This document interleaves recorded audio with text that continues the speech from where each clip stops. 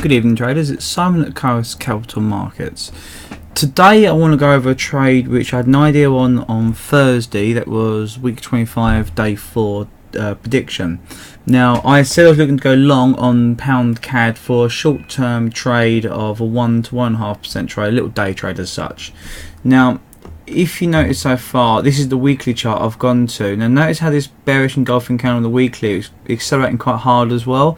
So the fact that what I was going to go long into this, it had to be a short-term trade because this has no structure to go long just yet. You could put a level around about 1.68 on the weekly, but it's not the strongest here. It's not the greatest in the world. And the fact we had a bearish engulfing candle here, this trade had to be a short-term trade. So just to remind you guys quite quickly, it was looking like that. So Wednesday I had this bullish engulfing candle here, and I was going to take it long the next day for a little 1% trade, or that's 1.4. And we actually had a breakdown to the downside quite severely and then back up again. So it's quite an up and down roller coaster ride.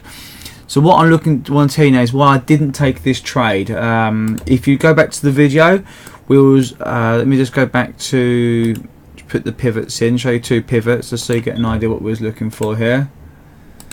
There you go, that's what we're looking for there, and I'll go to the 4 hour first of all. So if you notice how the 4 hour at the moment is creating lower highs, lower lows. So here's your lower high, lower low, lower high, lower low, lower high. Now for this to have a trend change around this area here, it needed to show me some form of reversal.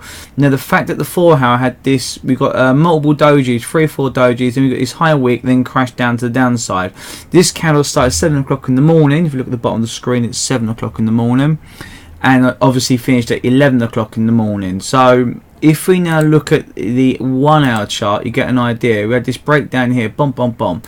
Now for me personally, because we had the 4 hour accelerate to the downside and we had this bearish engulfing candle here, I wasn't really keen on this, unless of course it started decelerating on the 1 hour chart. And what happened was you had this bullish engulfing candle, and then you had this inside bar here, then you had the crash down here. Now some people said to me you could have taken it on this bullish engulfing candle here, which was an outside reversal as such.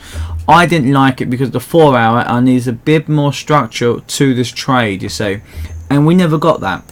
So if you did take the trade, like I suggested, like I put to the as a prediction, I did tell you I need to see a reversal on the hour chart, and that was the reason why. Because the 4 hour had several dojis there, then it actually accelerated to the downside.